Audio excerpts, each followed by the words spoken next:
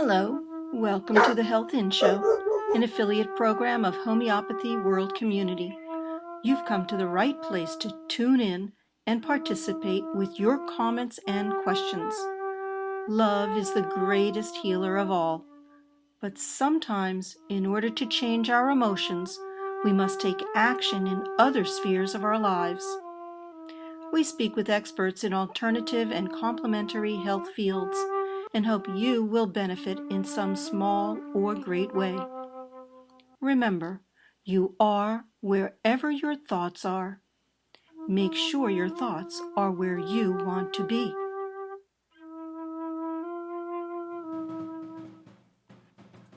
Good day, everyone. You have arrived at the Health In Show, an affiliate program of Homeopathy World Community.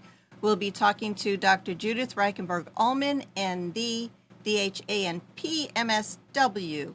And I've been chatting with her all the way from California. She loves to get up early in the morning and get going, so that's great. And I hope everyone is with us today. If you have a question, you can call in to 919-518-9773 or via Skype at Computers 2K Voice. And we welcome your comments and questions. We will have a PowerPoint presentation. A little background to introduce Dr. Judyth is that she is a licensed naturopathic physician, board certified in homeopathic medicine. She graduated with a degree in naturopathic medicine from Bastyr University in 1983 and has been in private practice 12 years? No, longer. Oh my gosh, 32. I have to fix that. 32 years. I don't know. I picked it up from Actually it's a little over 30. My husband's 32, and so we don't quite know when we say both of us. But anyway, 30 plus. 30 plus. Wow. Okay. And you also received a master's in psychiatric social work from the University of Washington in 1976. Are you still president of the International Foundation for Homeopathy? Oh my, no. This is old news. Okay. This is really old history. Why don't you fill us in? Where are you today, and what are your initials and affiliations? Well, physically where I am, I'm on beautiful Whidbey Island in the Northwest, just northwest of Seattle. And I'm still a naturopathic doctor, board certified in homeopathy. Homeopathy has really been my love. And have kind of an unusual lifestyle and practice because we have an office in Edmonds, Washington, near Seattle, and do a lot of work by Skype, actually, with patients around the world. And the other half of the year, we live in southern Chile, in the Lake District, just north of Patagonia, and work with our patients from Skype, by Skype there. So it's a little bit far-flung. But that's the subject of the book, so. Yes, and are you going to tell us about being a road warrior? Well, it's funny because we used that expression a couple times in the book, calling ourselves road warriors. And I read something a couple days ago that said actually a road warrior is somebody who makes lasting contacts, human and probably other personal contacts wherever they go. And so they leave friends all around the world and they maintain those contacts. I thought that was really beautiful. Yeah, it's not something that I would have pictured as the definition. No, at all. So a road warrior is really making friends along the way as they travel. Yeah, that was this definition that this person gave, which I thought was very inspiring and humanistic and beautiful. Okay. Let's go ahead and get started with we do have a PowerPoint, and we are introducing the Savvy Traveler's Guide to Homeopathy and Natural Medicine, Tips to Stay Healthy Wherever You Go. And that one is your new book that's going to be printed shortly, and you'll let us know a little bit more about that. Everybody else knows on slide 2 about your previous publications, Homeopathic Self-Care, Whole Woman Homeopathy, Ritalin-Free Kids, Rage-Free Kids, the Homeopathic Treatment of Depression, Anxiety, Bipolar Disorder, A Drug-Free Approach to Asperger's Syndrome and Autism, the Patient's Guide to Homeopathic Medicine, and lastly, Mystics, Masters, Saints, and Sages, Stories of Enlightenment. That's a lot of publications, and I get a feeling that you don't want anybody to be taking drugs. Well, interestingly enough, it's a personal choice, but our message is try homeopathy first and natural medicine. In other words, we're not anti-drugs in the sense that I'm a breast cancer survivor, and so I know about surgery, and it's not that conventional medicine doesn't have its place at all, but we say try natural medicine first. I agree with you. It's your first line of defense, and that's why we're going to be talking about taking your kit with you, and if you need to be taking it while on the way to the hospital, that's what you need to do. You have to, I think, our primary concern is keeping each person alive and well as best we can with whatever tools are available. And I think it's, you started out with, with a spiritual, meditative kind of tone. I think it's really important, whether you're having surgery or whatever conventional interventions you're having to realize that those doctors, there's the divine hand that's moving through those doctors, and they're acting from source. And so it's not to put them on some other side. We're all on the same team, really, here, hopefully. Okay. I'm with you. We just have to educate some of them. Yeah, it's true. Okay. On our next slide, we want to learn a little bit more about your beginning. And in the book, I think it's lovely. The book is, almost 200 pages long. And it really takes us through your life story and so many of the different situations you found yourself in while traveling around the globe. And so it started out, I just felt this was a movie title or something. Judyth meets Bob and Bob meets Judyth.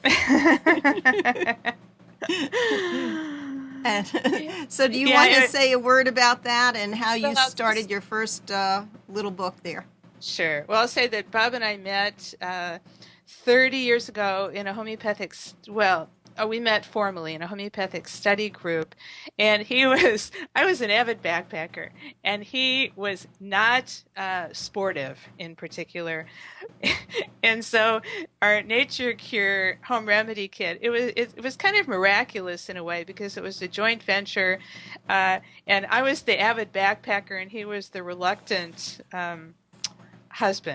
suitor husband. And so, but that was our beginning, and it was very basic and primitive. And so it's taken us all these years to polish it, I would say. Okay. We're back to you. Yeah, I just let folks know that was the Nature Cure Home Remedy Kit Guide. Is it still available? Oh, no.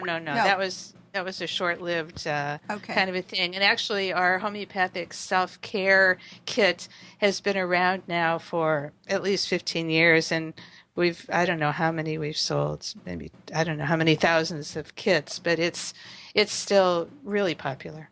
Wonderful. We also have a caller, Dr. Deepak Sharma of the Orbits Clinic in New Delhi, who is our co-host whenever he's available. Wonderful. So good evening to you. And good morning to you, Debbie, and good morning, Emran, and hello, the guest. Yes, hello. So you pop in whenever you have something you want to tell us. Yes, I will definitely. Okay. Okay. We're going to push right on, and on slide 5, the name of the book, The Savvy Traveler's Guide to Homeopathy and Natural Medicine. Tips to stay healthy wherever you go, and you're going to explain to us on slide 6 why you use that word, savvy. I love the word savvy, and it's interesting because we're talking about having the book translated into Spanish, and it's very difficult to find the right translation for savvy. So savvy just means smart and in the know and prepared, and so the idea is that. And tips really go along well, I think, with savvy. In other words, you're informed.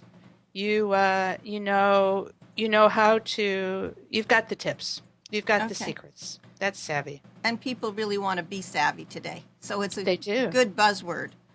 Yeah. And then we've got this humongous, beautiful book with, is it 7 chapters? The 7 chapters are making the most of our user-friendly book, how to prepare for your trip, what to take with you on your journey, how to stay healthy and safe while traveling, homeopathic medicine, homeopathic practice cases, travel health problems. I hope I put all of the chapters on there. Did I miss? Nothing that I know that you missed. Okay. All right. So now you're getting all ready to go on a trip. And yes, we are. And so you pull out your handy dandy book, your savvy book, and you want to get started. So one of the things that I was very, very surprised when I read the book is it's not simply a homeopathic kit book. We just don't learn about the homeopathic remedies. We learn so much more. Everything is included. Every possible thing that you're like the very first thing, research your trip. Before you go somewhere, you want to know a lot of background first. So tell us what you have in preparing your trip.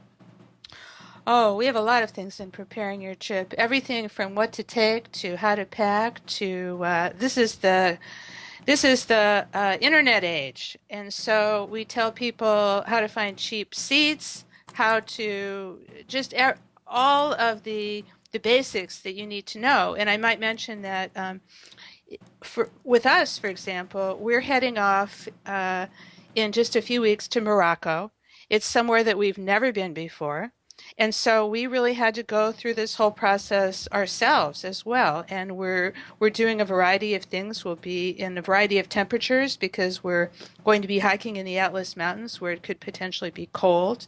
We're going to be trekking with a mule and a guide and carrying day packs. And then we're going to be at a sacred music festival. And so it's not that this information gets old because we're doing all of that ourselves. We went to TripAdvisor to find out where to stay, and then we've been.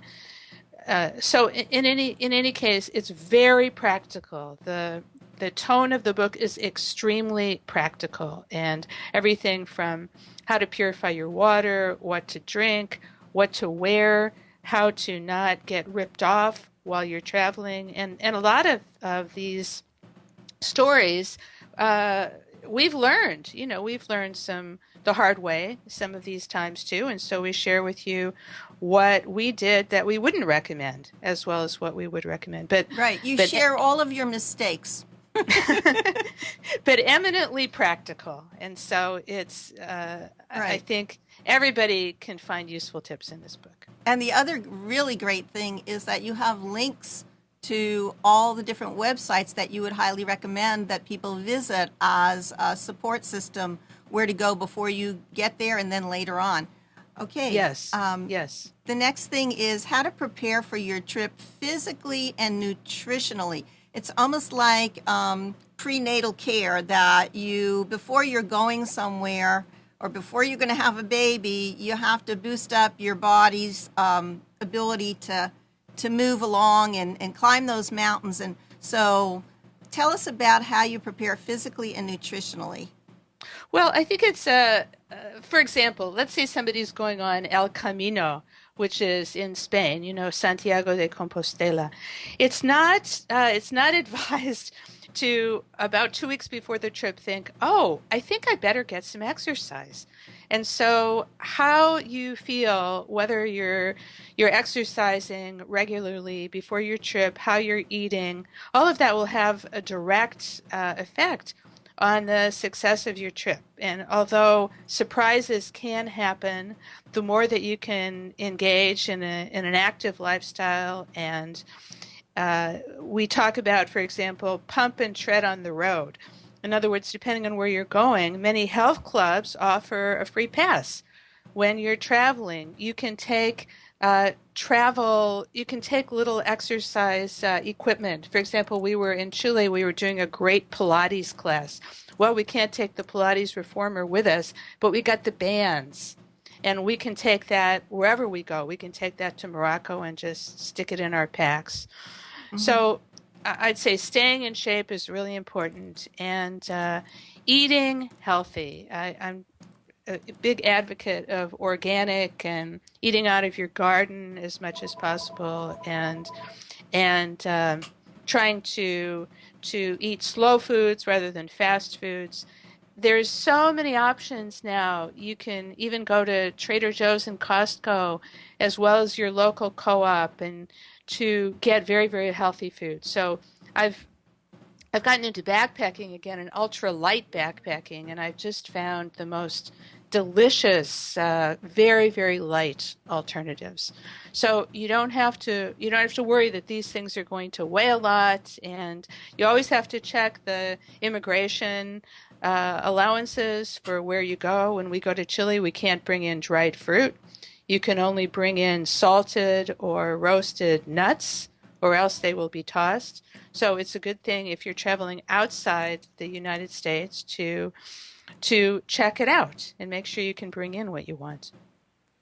Really, I was really surprised when I learned about some of the things that you are allowed or not allowed when crossing a border to have in your pack, and if you're willing to have it take it along if you think that you really need it, and then be willing to have them toss it out, or even have a fine, which that also surprised me. So Yeah, well, we know the ropes in Chile. In Chile, for example, we always declare. Because our one fine in Chile was for dried cranberries, which we were bringing in for a big Thanksgiving celebration.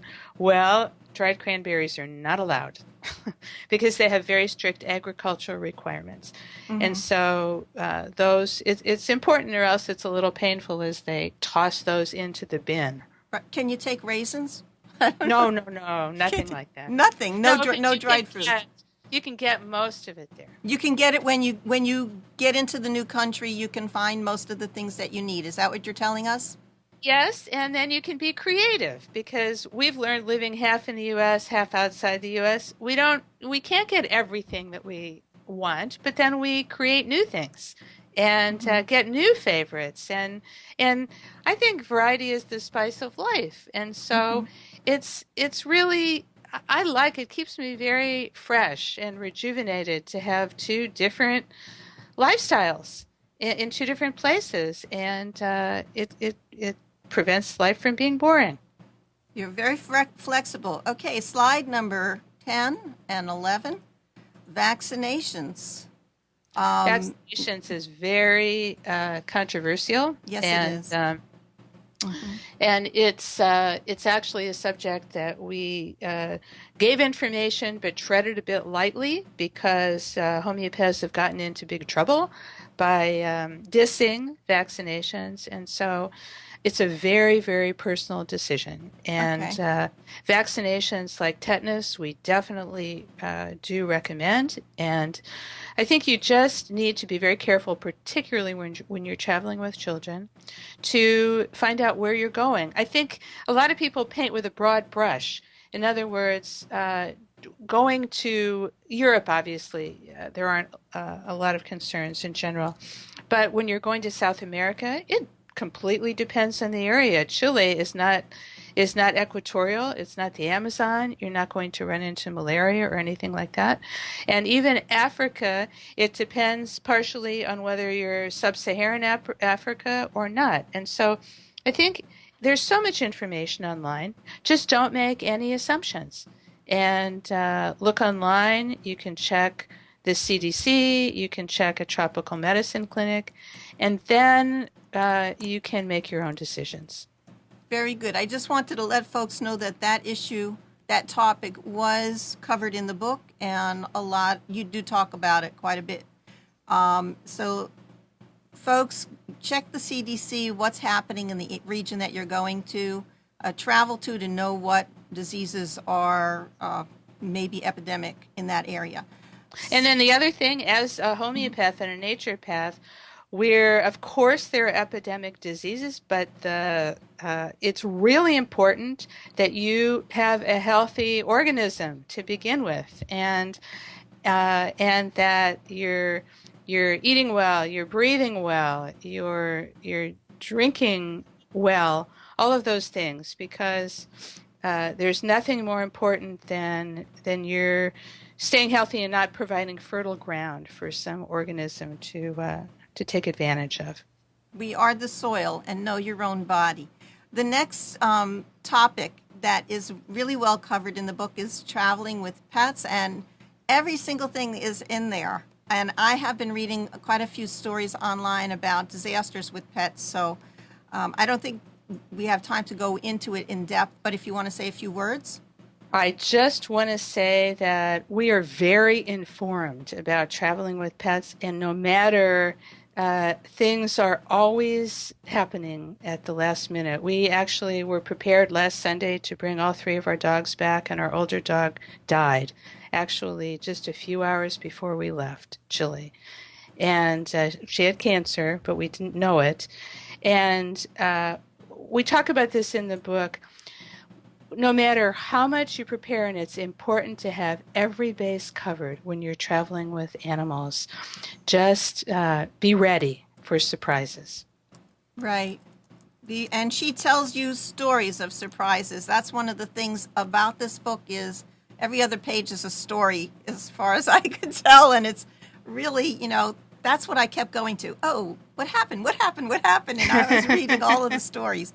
Okay, the next part is traveling as a homeopath, because we do have a lot of listeners here who are homeopaths, naturopaths, and in the health field.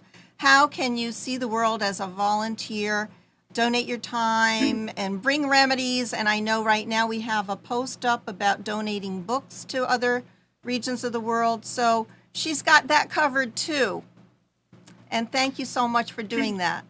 It's really important. I have wanted to travel with homeopaths without borders, and I haven't done it. But there are so many ways that we can help, and whether to have your kid right there. We talk about one story where we were on a train in India. We were studying homeopathy, and this was on a train actually to Pune, where we were going to give a talk, and this older man fainted dead out in the seat right in front of us, and we took out our carbo veg and gave it to him right away. He wanted a fan on, and so we thought this is carbo veg. And I can't say that homeopathy necessarily got the credit for the result, but he came to right away. So you never know. We travel on the ferry because we live on an island, and we take our remedies with us because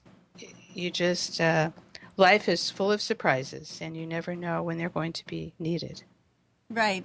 It's almost like take your umbrella and it won't rain. Take your kit with you because you may need it no matter what. Well, I know don't leave home without it is kind of trite, but it's really, really true. Okay, next part of the book, there's tons and tons of travel tips.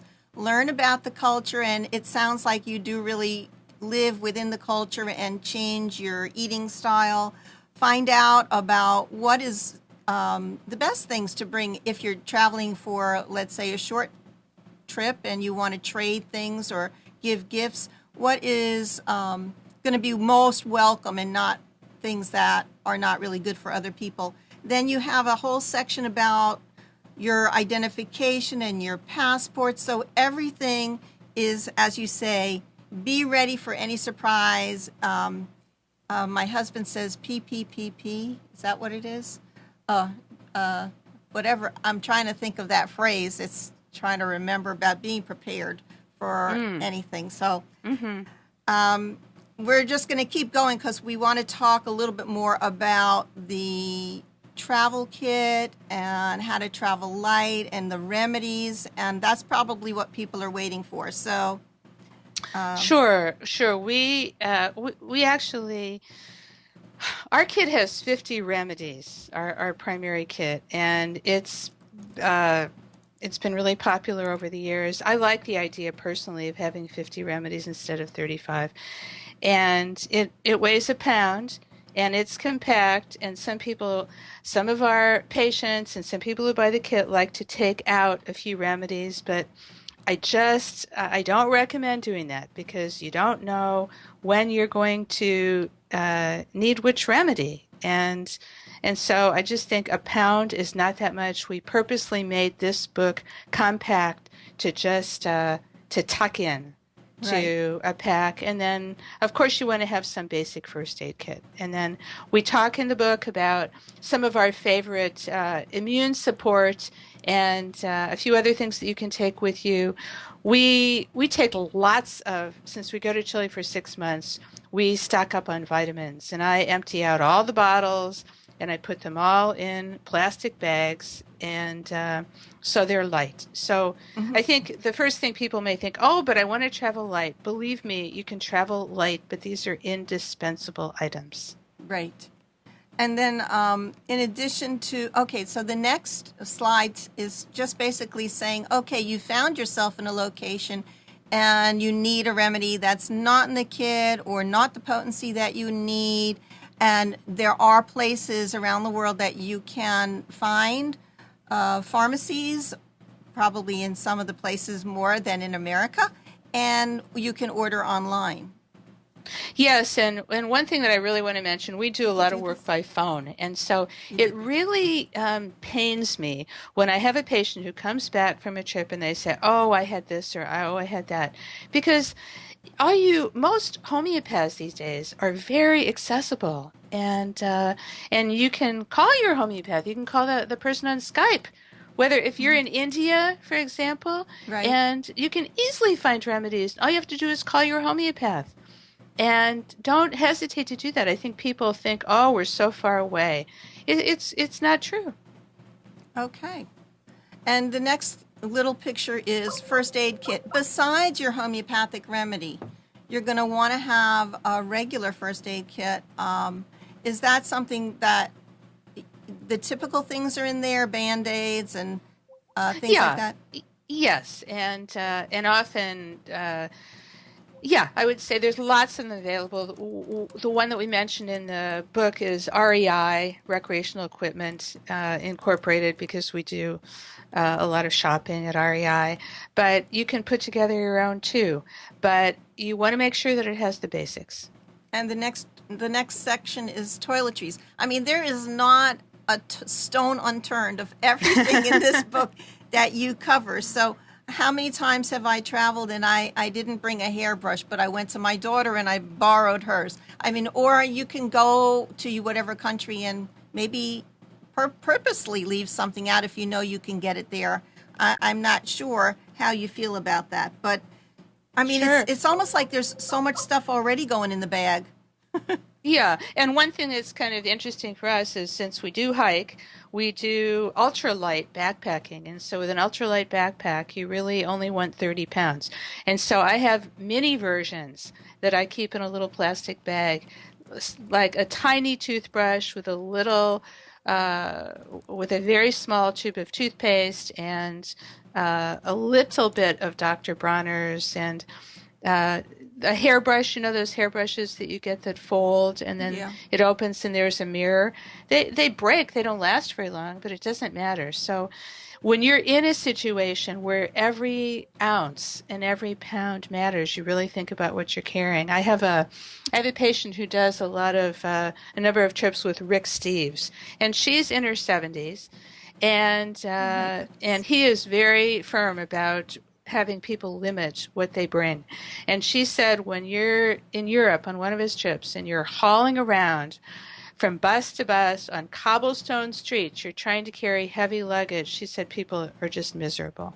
Right. So I think, and you don't have to be a fashion plate when you're traveling. Right. So you will be much happier if you travel light.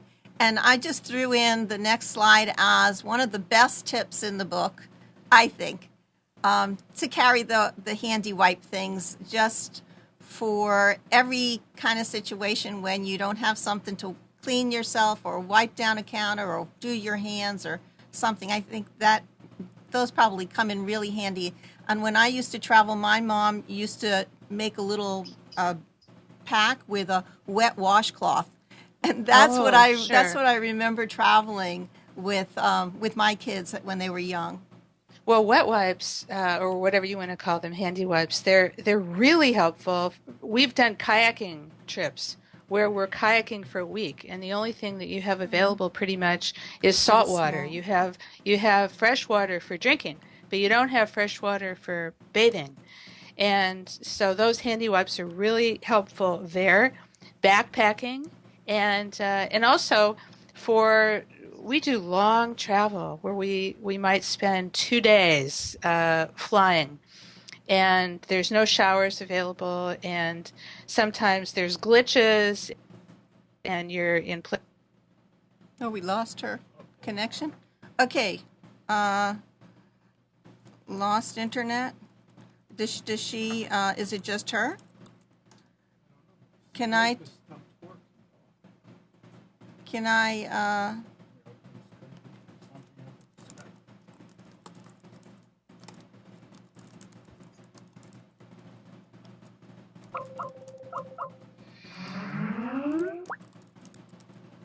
You can still hear us. Okay, we can talk and you can hear us, or at least you can hear me. Okay, so right now we're going to have to get her back online. In the meantime, I'm going to go ahead with the slides, and the next one that she has is food and water safety tips. And that's probably our most primary need: air, clean air, and clean water. And so she talks a little bit about how to travel and get your water, how to purify it, the different tools that you can use to do that, which is amazing to me. I didn't know that you could purchase a laser light to clean your water, a little mini pack laser light, which is really amazing, the kinds of things that we have today, and what kind of tablets, iodine tablets, or things that you can put in your water to make sure that they're clean, and where you go to make sure, even in America, sometimes you're going to order a water bottle and it's just water from the tap and you think it is purified water. So I think we're just about back. We're back. Yeah, we had lost the connection. So we're back, and I was just going through the water tips, and then the next one is about, all that stuff is in the book, medical care when you're away, and testing out the local treatments, which is very exciting too. That you have been to shamans or try acupuncture or other kinds of Ayurvedic and things like that. Yes, and we tell stories in there. Bob had to have dental treatment in Bali, and some of the experiences, shamans, it's absolutely fascinating. And it's definitely a window into culture that you might never normally experience. And so I think, and sometimes you just have to have a willing suspension of belief or of disbelief, or whatever you say, and you may be quite outside your comfort level. I can say that in working with the Ecuadorian shaman that we've worked with. But they're some of the most amazing intercultural experiences. Oh, my husband asks, did you do the ayahuasca with the shamans of Peru? That's a very interesting topic. The shaman that we worked with was Ecuadorian, and he really cautioned against ayahuasca. There's just opinions vary about this. Well, to me, I'm recognizing that as you go through the different countries and cultures, that maybe you do become more open to the possibilities of healing with other applications and spirituality, chanting, other things.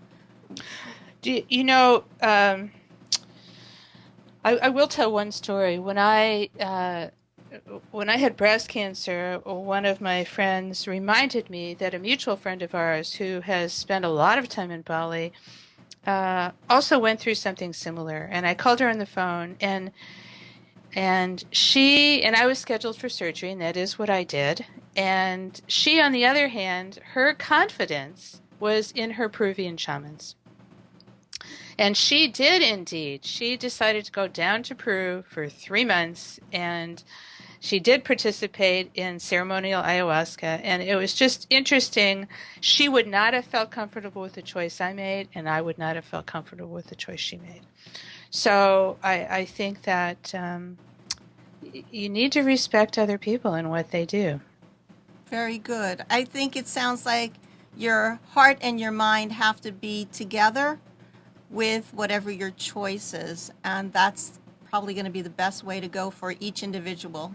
And we must respect each person's choice. You really do have to respect each person's choice, and it's that's that kind of freedom. I mean, that's really why we wrote all of our books, to offer people an alternative, and then they have the freedom to choose what they want to do and what makes them the most comfortable. Well, the rest of this show is going to be all about learning about homeopathy now. On slide 22, travel security. Keep your kit with you. You did mention the book covers treatment for first aid, acute problems that could potentially affect you or spoil your trip. Take along a small, lightweight kit of homeopathic medicines, and you will be equipped to treat most illnesses and injuries during your travel. On the next slide, you cover what are, a lot of people who are new to homeopathy just need the background, the basics. What is homeopathy? How are they made? How are the remedies made? How to choose a remedy? How to give a remedy?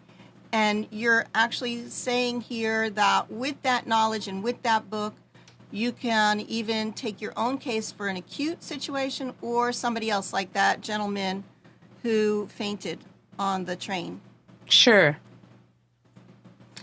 And the next... Sure. Yeah, Actually, okay. in our book, even though it's compact, we cover 68 of the most common travel health problems. 68.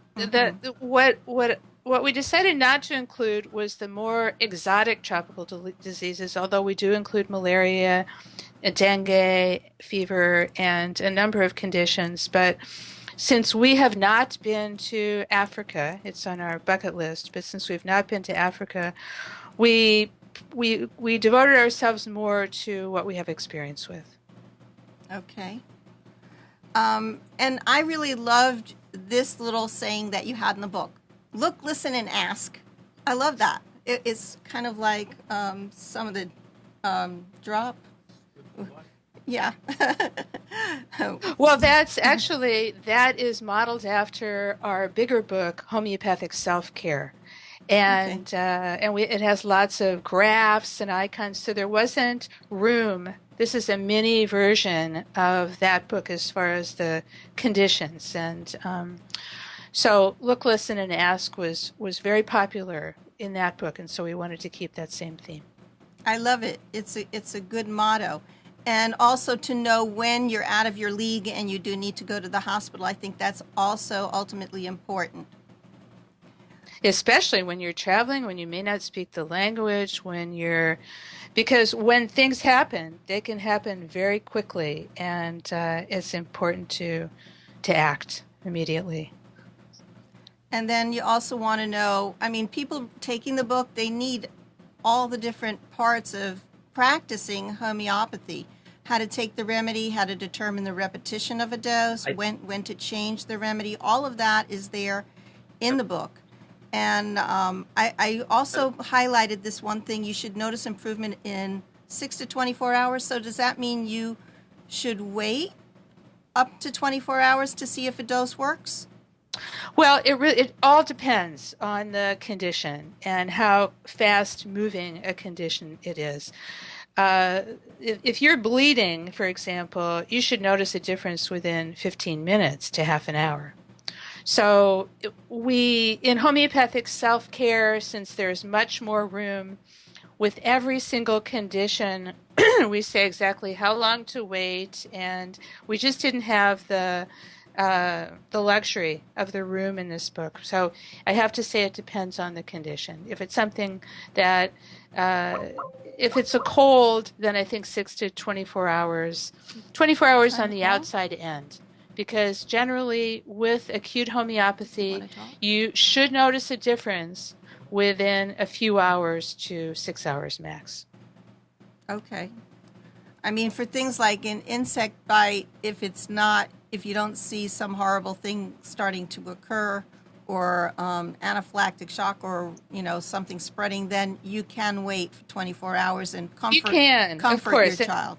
Yeah, and it depends on how much discomfort. One of the things, though, that we've done in this book is homeopathy, of course, is our first love, but we include a lot of other natural alternatives that people can be using at the same time.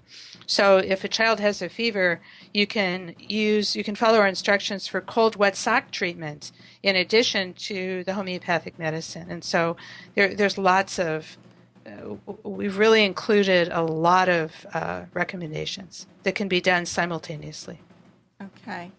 So then we have the stories, and you're going to read, when you get this book, you're going to read all of these different stories illustrative of when to use a homeopathic remedy. I have another picture there of your book, of the beautiful front cover that's coming up, and I hope people will be interested and they can get it from your website. Then you have it beautifully illustrated inside with these highlights: prevention, more natural tips, lifesavers, and trip savers. And so yes, and the book will also be, the book is coming out June 1st, and it should be available on Kindle at that same time. In fact, we've been on a real book revamping program, and so all of our books are 9 books. Actually, one is available. Mystics Masters has been available for some time on Kindle, but all of our other books will be available for Kindle for the first time in 2 or 3 weeks. In addition to a number of our books, Ritalin Free Kids, brand new edition, revised edition coming out really soon. So homeopathic self-care, beautiful new cover. So it's an exciting time for us. Okay, and then I just put in another tip. Bring or find these little sanitary gloves. They can come in handy in a lot of different places. Make sure that you wash your hands. The next thing is you've got included in there kitchen remedies. So if you don't have something, or if you find that, let's say, ginger is in the kitchen and you're nauseous, that's going to be good. You have another section on or tips having to deal with herbs. And then you have another large thing about dehydration and being careful about that, how to care for the baby in different situations. And the next thing is don't wait to get help. And I put prunes on there because, if you need to, you don't want a blockage and you don't want something, we say a prayer when you go to the bathroom, you don't want to be blocked up and you don't want to lose everything all at once. So, sometimes you shouldn't be waiting, and you illustrate that in stories. Yeah. I heard a story of a traveler that we mentioned in the book who just felt so terrible with some kind of the runs, and it could have been typhoid, for example. I'm not sure, but they felt really, really terrible, and they just holed up in their hotel room and didn't drink and died within a couple of days. And so those dehydration kind of illnesses, it's serious about pushing fluids and getting medical care before it progresses, if necessary. The homeopathy is brilliant for traveler's diarrhea. But if it's something that is not responding, then you really need to get help. Okay, so those were the stories that scared me from traveling, Judyth. I mean, when you wrote all of those kind of scary stories, it said, Debbie, do you really want to go? Oh, no. Well, traveling is so fascinating, and there's so many beautiful places in the world and so many wonderful people. So no. And now you have more tools, many more tools available. So the idea was to encourage people, but it's true. We do tell stories in order to open people's eyes so they don't take things for granted. Yeah. I will definitely travel More prepared. Okay, and then I put in there a mask, a surgical mask. You know, if you're traveling and you're on a stuffy airplane, just things like that. These little tiny things can make a difference in your life so that you're not getting a contagious disease. And the next slide is... You know, one memory that I have is there are certain places in the world where you, and I think New Zealand and India are the two that I know, where when a plane from certain countries lands, the hostess will, the crew will come down and along the aisle, and they will spray Raid or some kind of pesticide above your head along the bins. And so I put your mask on. With my pillow. Actually, I stuffed my pillow in front of my face. But oh my goodness, there are those surprises. Okay, well, we're not surprised right now. Now we're going to be prepared. And then I have a mosquito to illustrate that, yes, there are contagious diseases. They are covered in the book. And now we're going to just move right to traveler's diarrhea, and there are many different terms, idioms for it. Montezuma's revenge, Delhi belly, Karachi crotch. I don't know what it's called. Crouch. Okay. And a couple of other things. But there are many ways that you can get it, and you go through that. 10 million people per year. One thing that I wanted to mention, my first study group were actually where I happened to connect with Bob, and it was after I had graduated from 4 years of naturopathic college, where I definitely had some homeopathic courses. My first study group, I was introduced to the most common remedy for diarrhea, which I somehow graduated without even knowing, and I've used it so many times since. It's in the book. It's called podophyllum. It's mayapple. Right. And it's the kind of diarrhea where there's rumbling and gurgling and the stool just shoots out and you're feeling really tired and exhausted afterwards. And I have used this so many times I can't even tell you. And so it's not, we list a number of other remedies as well, and of course Arsenicum album is known, but podophyllum is number one. Number one. Okay. Yes. Okay, so slide number 38, you want to learn the different differentials, and we just leave the slide up there for a moment so that people can get an idea of how you're going to have to decide, is this just a 24-hour bug or is this something more serious? Is this food poisoning? And it might help you to make a decision about which remedy, whether it's gas or bloating or cramps, and these are the different symptoms that you need to differentiate. And what we've tried to do in the book too, we bold the remedies which are the most important remedies for that condition, so that of course the remedy has to fit the condition, but we're really trying to help people make their choice simpler. Okay, so now we're going to just run through quickly the remedies that are covered for the traveler's diarrhea. The first one is aloe, and it's also something that we use for healing our skin when you slide it open and put it on your skin to heal, and also to drink it in a juice. There's many the aloe plant, if you think of the aloe plant, it's like it's called mucilaginous. It's gluey. And so that's why aloe is used in certain GI herbal formulas too, because it coats the digestive tract. And the next one is Arsenicum album, mostly known for food poisoning, especially bad meat. I guess there's other remedies for other kinds of, like bad fish or something. Yeah, some people talk about lycopodium for bad fish. Bad fish. And one of the things I don't have a lot of time to talk about, but we're learning today that rice contains a lot of arsenic. So I'm wondering if people who eat a lot of rice might benefit from the use of Arsenicum album. It's just a thought. Okay, the next slide is chamomilla. A lot of people know the plant, the flower, chamomile tea. And this is mainly, in children who have diarrhea. Okay. And for China, which comes next, is next one. Really, it's for blood loss.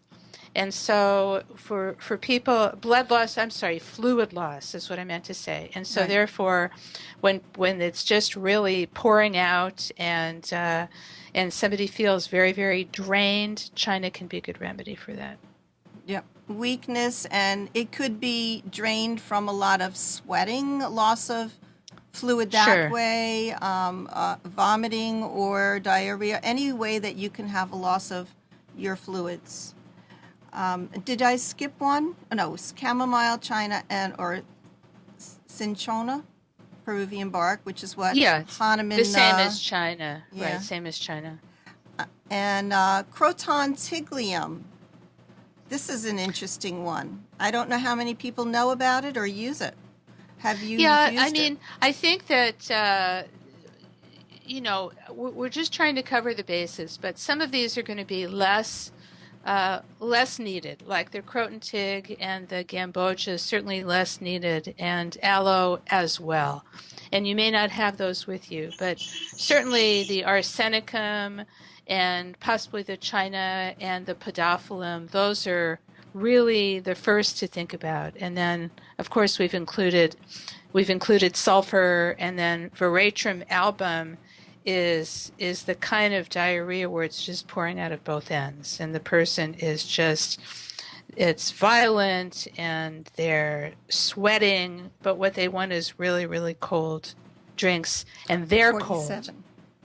They're icy cold, and they want 47. cold drinks. Right. And we have a comment in the chat. Dr. Frank has said that Master Farouk once said in Hungary, if you travel to India, you should take your first dose of okubaka, or podophyllum, which I usually call podophyllum for some reason. I've always called it that, before the airplane is landed. Which is like preventative medicine. Is okubaka the same thing or different from podophyllum or podophyllum? I guess you'll have to ask the chatter. I'm not... Dr. Sharma?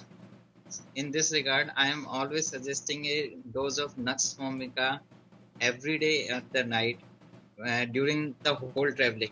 This is a fantastic remedy to just get rid with all the illnesses in India. I'm using with 100 of patients. I'm just giving it Nux vomica 30 and prefer one dose at night during the whole traveling, and the patients are feeling very good because the many of the illnesses are starting from the gastrointestinal, and due to the bad drinking water and bad eating habits. So I just prescribe the Nux vomica 30C. 30C. Yeah, and we didn't really even talk about potency. So thank you so much. I didn't have it listed as one of the major remedies here, but it might be for, did you have it listed for vomiting or something? We do have it listed in other areas, and we our proofreader actually said, well, what about Nux vomica for, in this section, and we decided not to include it, but it is in other areas, and I really respect that feedback. I think that's the beauty, that everybody has their own secrets, their own, that they recommend for their patients, and different things work for different people. And also, I think it's important to remember, as long as you eat dairy, if you're going to some place like India, they have beautiful yogurt in these, fresh yogurt in these little crocks. And in Chile, we have sheep, and we have dairy sheep, a few dairy sheep, and I make fresh yogurt, fresh sheep yogurt. And so that's an example of a natural thing that you can do in different areas, which can also help balance your GI flora. Wonderful, wonderful. This is really such important information, very, very helpful. There's this other plant, again, I'm not at all familiar with it. I do eat tamarind here at home in the United States. It really has a particular flavor all its own. But what is this Gambogia gumiguti tree for diarrhea? Yeah, yeah, it's one of the it's I can't say it's something that I have used often, but I have used Gamboja for sure for diarrhea. Okay. So I probably would need to differentiate it between the podophyllin. Yeah, it just depends on your symptoms. Gamboja is really in the news right now because there's what on Dr. Oz, Yeah. they highly recommended the Garcinia, what Yeah. they call Cambogia, but I believe it's the same plant. Yes. And that's to, and I've actually tried it myself too, and that's to help the body burn calories and to. That's a nice way to say weight loss, right? Yeah, but it's interesting if you read about it, because I don't take things like that normally. This is the first time I've ever taken anything like that, because it sounds like it balances the your GI system, and it sounded like it was quite a healthy thing to do. I don't tend to remember to do it, but it's the rage. Right. So you're looking at the science, and you were swayed to give it a try. I think even we might have purchased it a couple years ago. I don't know whether it did anything. Okay, and then when Amnon gets back here, he'll put up another picture for the podophyllin, the May apple, which is grows wild here in North Carolina mountains, I'm sure. The number one medicine, keep in your kit, keep it with you. That cramping, rumbling, gurgling stool, and that's one of the key things, painless diarrhea. And well, there can definitely be pain too. I've used I tell the story in there. We went to New Zealand and hiking the Milford Track, and I was told, "Oh, there's no Giardia here," and I got back, and I had Giardia, and podophyllin took care of it. We had a golden retriever who. So you're saying it's taking care of a parasite? Absolutely. We had a golden retriever, Truffle, who had bloody diarrhea, and the stool test definitely came back with Giardia. I gave her one dose, and that was all she needed. Absolutely. Absolutely. Yeah. Amazing. And then the next one, because you said, does the podophyllin also have rushing to the bathroom at 5 a.m.? Is that the same as this next remedy, sulfur? Yeah, they do share that. They share that. Uh-huh. Okay, so, for some reason, I kind of bypass a lot of use of sulfur because it's so common and comes up so often, and, you don't think about it, but it could be the one remedy that's needed. Well, and that may be the only remedy somebody has or has access to, so it's good to know that you can use that. Right, so, and it's very powerful and cleansing probably for some people. So you're looking at red, itchy rashes and things like that, and a hot-blooded type of person, things like that. Well, I think it's really important to realize that just because you take a homeopathic remedy and it doesn't take care of the symptoms, it's very likely that it's just not the right remedy that's needed at the time. So don't give up on homeopathy because you've tried one remedy and it hasn't worked for you. Okay. That's really smart. That's good to tell folks. And we talked a little bit already about the Veratrum album. This is right now blooming in my yard. It's a beautiful, beautiful plant. It's all over here in North Carolina. And it is for that tremendous diarrhea and vomiting, cold sweats, feeling icy cold and craving for ice, cold drinks, juicy fruits, sour things, and salty things. And that person would really look very pale, I believe, if they needed they it. don't. They're not happy campers when it's coming out both ends. No. Yeah. And then the next slide I just put up, you've got a lot about prevention. And if you don't mind, since we're at 12 o'clock, I don't really know if we could just show the slides and let people see how much you have incorporated into the book. Is that okay with you? Sure. Okay, so we've got this one on the hand washing, and then be careful about the ice, where you're getting your water. The next slide is that pen light, that laser light. That's really cool. It's really neat. Really cool.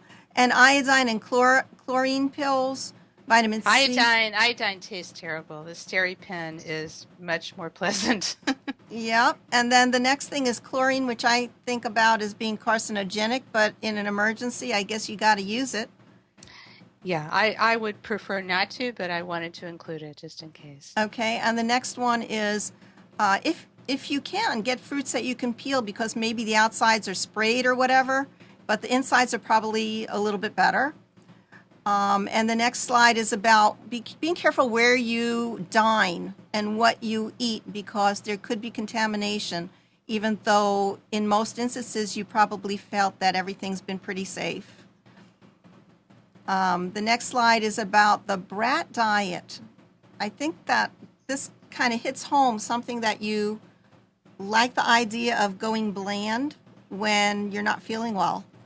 Well, the brat diet is essential if somebody has diarrhea. Okay. It's sort of like going to the hospital and all they give you is Jell-O, which probably isn't the best thing for you. But you probably lost your appetite anyway. Sure. The next one is staying hydrated. And just let people take a quick look at that slide. And getting help.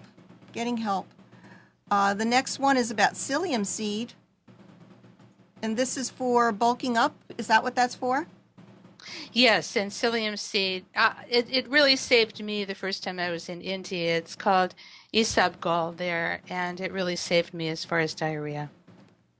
Oh, people in the chat are asking if podophyllin is specific for Giardia. I think it's specific for the set of symptoms. No. It's specific for the set of symptoms. Right. The next one is, hey, I was just listening to another show and they were talking about castor oil packs from Weston Price and other places, and this is something that can just kind of relieve your symptoms and kind of make you feel better. Well, castor oil packs are from Edgar Cayce. Oh, Edgar Cayce. Okay, I'm sorry. Yeah. And people use castor oil packs. I didn't mention them here, but people use them for all kinds of GI issues. Yeah, and helping to cleanse your liver. The next one is get a piece of toast or charcoal, which that's carbo-veg, absorbs the gas. So carbo-veg is another remedy, right, for a lot of gas and bloating. It is, yes. Well, I can remember one time, a long, long time ago, a friend of mine had a lot of really painful gas, and she didn't have any remedies, and so I had her burn toast and eat the burnt toast, and it worked. Okay. And then the next one is some vitamins, minerals that you take along. This is an interesting one. Calcium, 1,000 megs, and magnesium, 500 milligrams for cramping. That's Sure. good. Okay, and the next one is about cider vinegar, something that other folks have tried and used. And I do kombucha, and it's kind of similar for helping the pH balance and helping the digestion. The last one, I think it's the last one, lifesavers. Oh, okay, so that was natural tips, and now lifesavers. That's for you. Tell us what your lifesaver is. Oh, lifesavers, we put that in the categories where this will save your life. You know, it's a matter of life or death. And that's what the lifesaver category in many of the conditions. Some of the conditions, if you have a toothache, we didn't need to put in lifesavers. Okay. But in the conditions where there is risk, for example, burns or shock or that kind of thing, we definitely included lifesavers. Okay, and the next one is see a doctor. Get medical attention. Don't hold it off. If you have somebody who's in extreme pain or bloody diarrhea, dehydration, fever, or a disease that could potentially be coming on. Another lifesaver. Do not let yourself get dehydrated, especially if you are away from civilization. That's really important. Lastly, a warning about hospitals. Some hospitals are not the best place to be. And I put a little picture up there about that. So take as much care as you can. This book is going to be your lifesaver. And I'm just Great. going to show you all the table of contents on the next page and the next page on the next page. Those are all of the things that you will, and even the next set is all of the different, how many did you say, 68?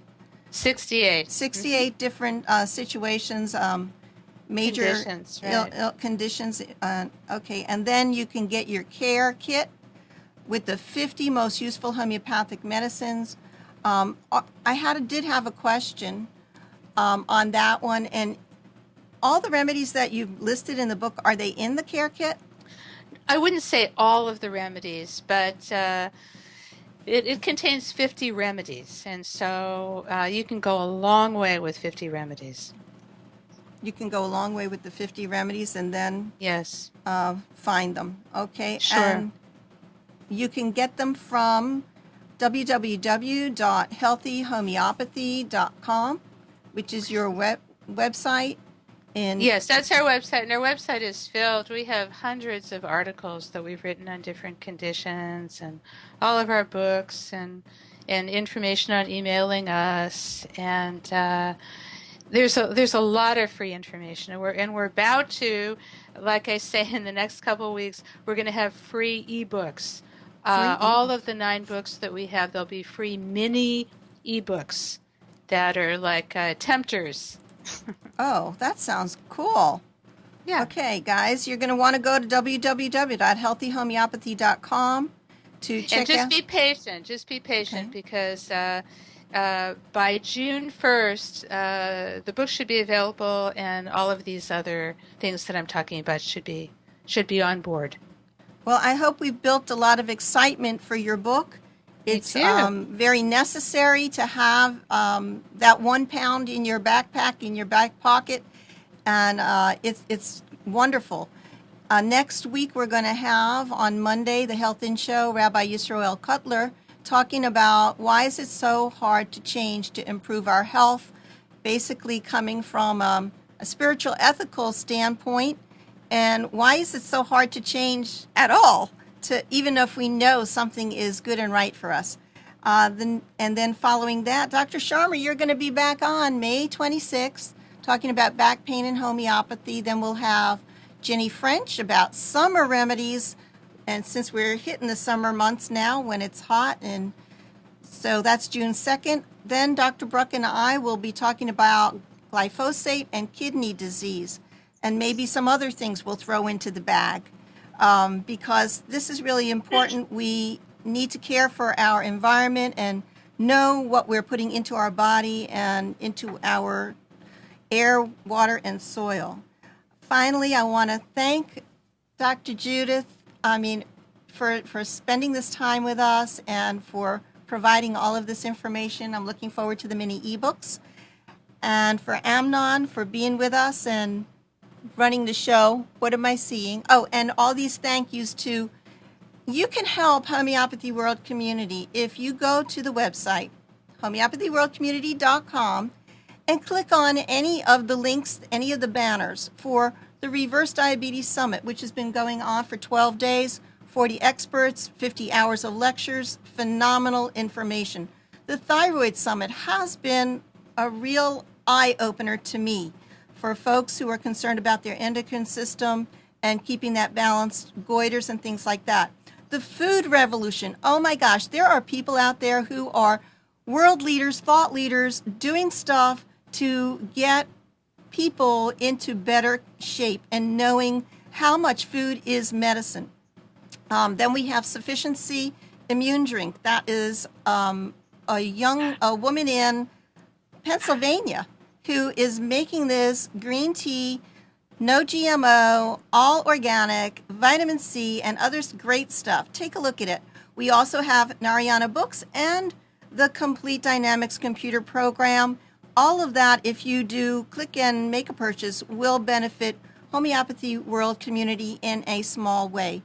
And also, we want to help our producer, Amnon. Other ways that you can connect with us.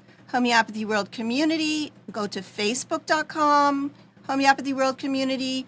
On Wednesdays, Alan Phillips is running the Blog Talk radio show of Homeopathy World Community, talking about vaccines and your rights, talking about exemptions and waivers for vaccines, if that's the way that you want to go, and just learning about all of the news that's current today. And on the last Wednesday of each month, I do talk about a variety of topics, including homeopathy, vaccines, or whatever suits my fancy that Wednesday. You can get all of the archives. We're going on 3 years here on Health In Show and about 4 or 5 years on the Blog Talk radio show. All of these shows are archived. They're for free to download, to watch, and some of them are even up on YouTube. And you can check it all out, the background information on the Health In Group forum. Okay, I think I've whipped through all that as fast as I possibly could. You want to say any words of wisdom as we leave and part our ways today? Thank you for just a beautiful job, and your work is wonderful. And if anybody wants to email me, they can email me at drreichenberg@gmail.com, and I'm happy to answer any questions. And again, thank you for the wonderful work that you do. Thank you so much. And thank you, Amnon. Thank you, Dr. Sharma, for being in with us there and putting in a couple of words. Thank you, Devi. It is really an interesting book. And the best part is the part of homeopathy she's covered, and I really interest to read it. Thank you. Okay, sending waves of awareness and lots of love and good health to everyone. Until next time. Bye-bye. Bye-bye.